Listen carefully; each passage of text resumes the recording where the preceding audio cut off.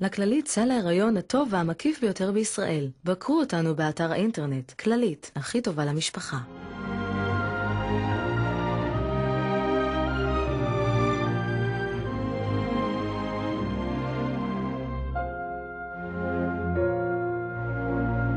"40 שבועות, החיים לפני החיים". השבוע ב-40 שבועות נמשיך לעסוק בטיפולים האלטרנטיביים לאישה ההרה. נלמד על השיאצו ונטורופתיה ומה הם בכלל פרחי באך. התינוק כבר דומה מאוד למראהו בלידה, אך הוא צפוי לעלות עוד קצת במשקלו. האיברים והמערכות שלו כבר מפותחים מאוד. אם היה נולד היום, היו לו סיכויים טובים לשרוד. אך כעת הוא עדיין מוגן ברחם שלך, דבר המאפשר לכבד, לריאות ולמערכת החיסון שלו לסיים את ההתפתחות באופן מלא.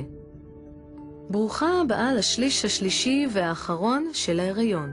אם חשבת שעלית הרבה במשקלך עד עכשיו, צפויות לך הפתעות בהמשך. עד הלידה סביר להניח שמשקלך יעלה באופן משמעותי, אך לא צריך להילחם בו. המשקל הנוסף איננו תוספת שומן, אלא עלייה בנפח הנוזלים, וחלקו עלייה במשקלם של העובר והשיליה.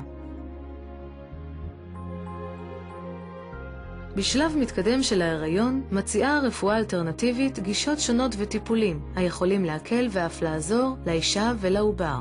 בתחילת המאה ה-20 נתגלה טיפול בפרחי באך על ידי דוקטור אדוארד באך. הוא גילה שלפרחים מסוימים יכולת הקלה במצבי חרדה, צער עמוק ומתח.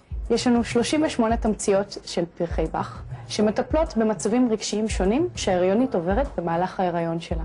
יש לנו את תמצית המימולוס, היא מטפלת בפחדים מדברים ידועים, של כל מיני דברים שקורים לנו במהלך ההיריון, הבדיקות, החששות, יהיה בסדר, לא יהיה בסדר. תמצית נוספת שרציתי להסביר לך עליה, היא תמצית שנקראת רד צ'סנאט. התמצית מטפלת בדאגות שונות, כמו למשל, איך ההיריון שלי ייראה, איך העובר שלי מרגיש, האם הוא בסדר, איך תהיה הלידה שלי. התמצית האחרונה שאני רוצה לדבר איתך היא תמצית ה-white chestnut, שמטפלת במצב של מחשבות יתר שרצות לנו בראש בלילה ומפריעות לנו לישון.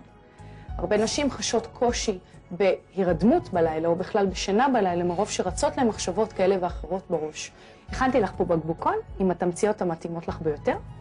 התמצית טובה ל3 שבועות, לוקחים אותה 4 פעמים ביום, 4 טיפות.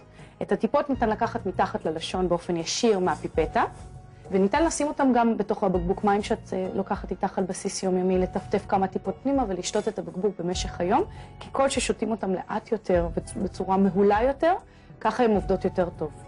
הנטורופתיה מאידך מציגה פן שונה של גישה אלטרנטיבית. היא מדגישה את חשיבות התזונה תוך שימוש בצמחי מרפא ותוספי מזון. השיאצו, בדומה לרפלקסולוגיה, הוא שיטת עיסוי העשויה להקל על הלחצים ולהכין את האישה בצורה טובה ללידה.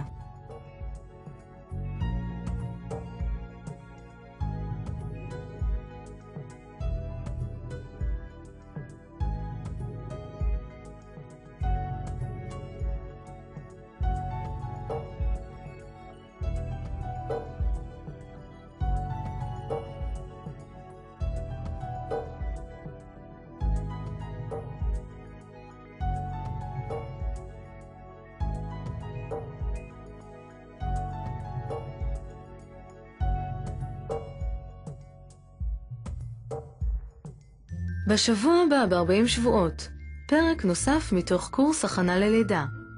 נלמד את התרגילים לשלב זה של ההיריון, כיצד הם מקלים, ואיך בן הזוג יכול לעזור.